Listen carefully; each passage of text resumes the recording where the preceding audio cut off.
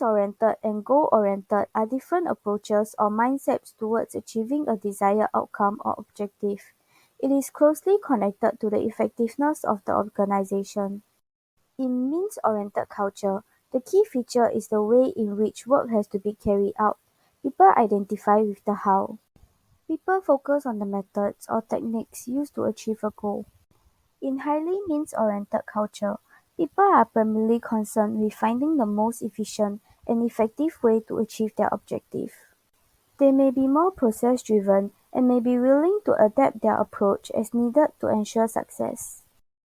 In goal-oriented culture, people are out to achieve specific internal goals or results. Even if this involves substantial risk, people identify with the what. They focus on the end result or outcome of the particular action or activity. In highly goal-oriented culture, people are primarily concerned with achieving a specific outcome or objective, and they may be more single-minded and driven in their pursuit of that outcome. They may be less concerned with the process or methods used to achieve their goal and are more focused on the final result. Both approaches can be effective depending on the situation, goals, and preferences.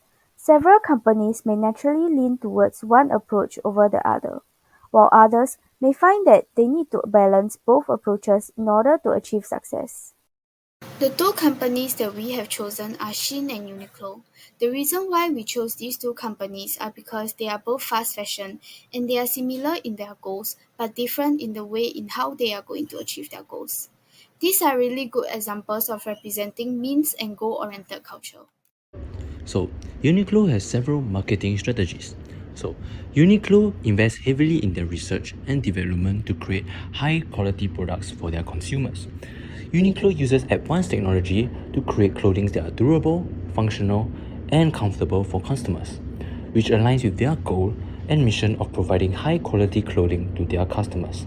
Next, Uniqlo collaborates with designers and artists, both big and small, to create unique and limited edition clothes.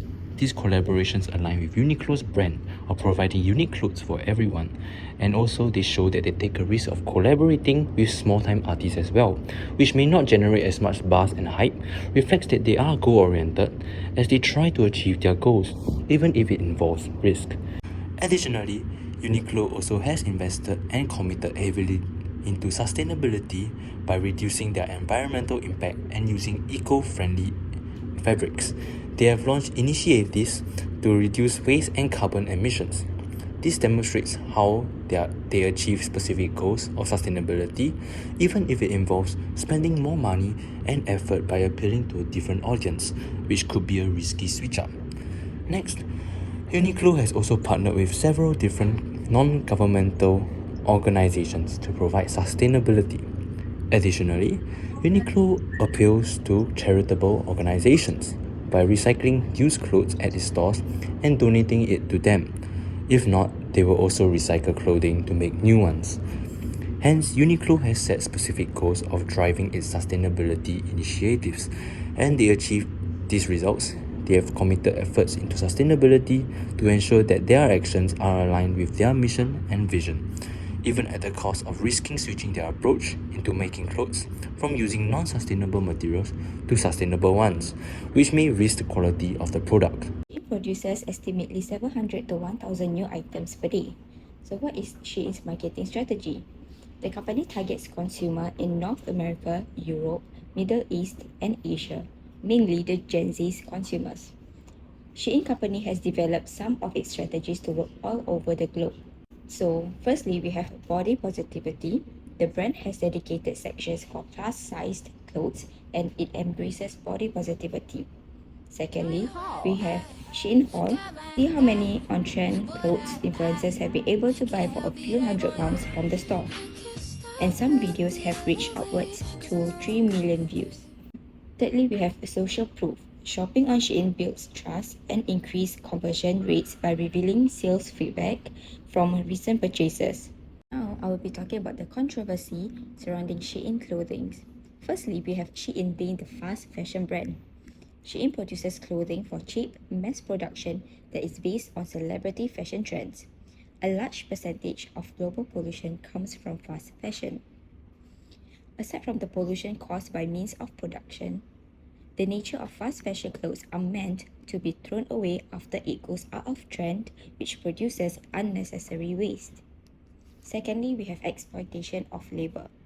Shein allegedly engages in unethical practices such as child labor, which is particularly concerning given rumors that the company lacks transparency about its production chain.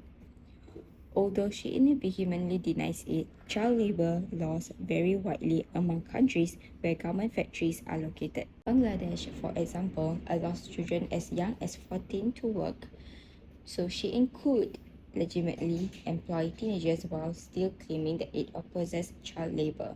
And lastly, theft of clothing designs and patterns. Shein has repeatedly been accused of stealing designs from small designers and luxury brands. Shein was also accused of stealing a garment pattern from an independent designer. People focus on how they would want to achieve their goals and further broaden, while Shein focuses on how to avoid risk. Like what Yuanko and Lina said, Uniqlo has a sustainability project such as clothing, collecting old clothes, and donating to shelters. Customers also need to pay for paper bags after purchasing their products to minimize unnecessary use of plastic bags. Do you see all these waste?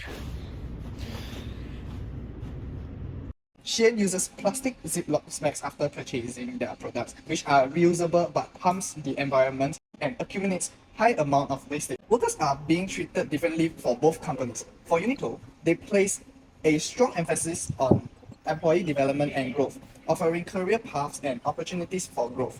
They also invest heavily in training and development programs for new hires and current employees. Uniqlo's employees are also evaluated based on performances and contributions. Uniqlo also fosters supportive and inclusive workplace environments to create teamwork and collaborations.